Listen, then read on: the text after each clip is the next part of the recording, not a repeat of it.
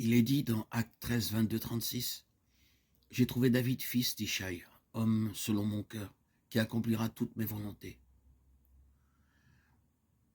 Cette déclaration que nous trouvons dans ces passages concernant le roi David ne lui sont pas particulières, mais elles montrent le type d'homme dont Dieu a besoin pour servir à son dessein. Il est dit qu'il était un homme selon le cœur de Dieu, qui accomplirait ses volontés. C'est là la façon de Dieu de le définir.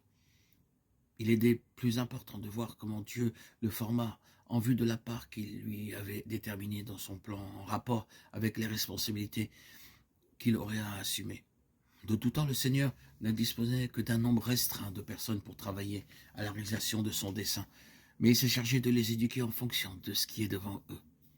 Il voit leur formation achevée à travers toutes les voies qu'il a préparées. David fut oint sur l'ordre de Dieu par le prophète Samuel, dont le peuple avait rejeté l'autorité et les conseils. Ce fut donc à lui que revint le privilège de oindre l'homme selon le cœur de Dieu. Cependant, David, à ce moment-là, n'avait aucune idée de toutes les voies par lesquelles il aurait à passer. Il ignorait tout ce que Dieu avait en vue pour lui, car tout cela était caché dans le cœur de Dieu. De même, lorsque nous naissons de nouveau, nous sommes complètement ignorants de ce que Dieu a en réserve pour nous. Nous ne savons rien de son plan, ni du rôle, ni des responsabilités qui nous seront confiées, ni de la place que nous occuperons dans son corps. Nous savons seulement que nos péchés sont pardonnés et qu'en lui, nous avons la vie éternelle. C'est là tout notre savoir. Le fait qu'il fût oint avec une corne d'huile est significatif. En effet, lors de l'onction de Saül, Dieu n'avait rien dit à Samuel à ce sujet, sauf qu'il aurait à le oindre afin qu'il soit roi sur Israël, 1 Samuel 19, 16. Eh bien, que ce soit Dieu qui l'ait désigné, c'est avec une fiole d'huile qu'il fut oint. Pourquoi une fiole? La réponse réside dans le fait qu'elle exprime ce qui est de l'homme. Dieu donne à Israël un roi à l'image du cœur du peuple, qui ne voulait plus que Dieu règne sur lui, car il voulait que ce soit désormais un roi qui les conduise comme les autres nations. 1 Samuel 8, 19, 20. Ainsi Dieu accéda à leur demande. Et ceci ne fut pas pour leur bien. Ainsi, ne croyons pas que tout ce que Dieu nous accorde est selon sa volonté et lui est agréable. Mais voyant nos mobiles et notre obstination, il y consent. Puis, dans le temps, nous expérimentons que la chose accordée a été la cause de beaucoup de pertes spirituelles. David fut un roi pour Dieu. C'est ce que Dieu révéla à Samuel. Remplis ta corne d'huile et va, je t'enverrai vers Israël, vers Ishaï, le Bethléemite, car j'ai vu parmi ses fils un roi pour moi. Le fait que Dieu donna l'ordre à Samuel de remplir sa corne d'huile souligne deux choses importantes. Tout d'abord, la corne est le produit de la vie. Ensuite, l'huile est le symbole du Saint-Esprit. Et ceci, exprimé en termes du Nouveau Testament, nous dit que par l'onction dont nous avons été l'objet de Corinthiens 1, 21, nous sommes sous l'autorité d'une autre vie que la volonté de Dieu et de nous remplir du Saint-Esprit.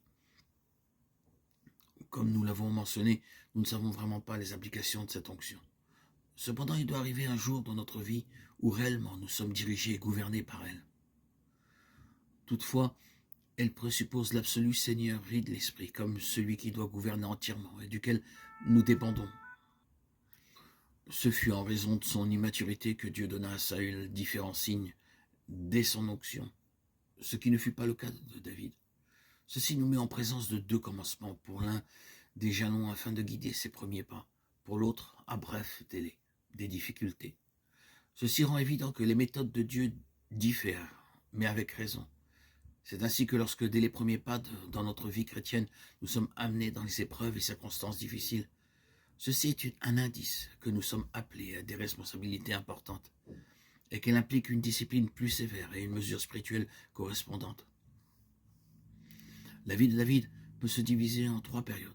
La première qui va de son onction par le prophète Samuel, 1 Samuel 16, jusqu'à la fin de ce livre, elle couvre environ 8 ans. Et on peut la considérer comme une période de préparation. Ce fut aussi un temps où il fut errant pourchassé par le roi Saül. La seconde période est celle où il régna à Hébron, après la mort de Saül. 2 Samuel 2, 1 à 4. Elle fut d'une durée de 7 ans et demi. La troisième période de 33 ans où il régna sur tout Israël et Juda, de Samuel 5, 5. Les grandes révélations concernant le temple, la maison de Dieu lui furent données durant cette période. Nous verrons donc l'histoire de cet homme et comment Dieu le forma, le disciplina pour en faire un roi pour lui et comment le Seigneur entreprend notre formation spirituelle, comment nous sommes amenés à la pleine maturité et préparés pour régner avec lui dans les âges à venir.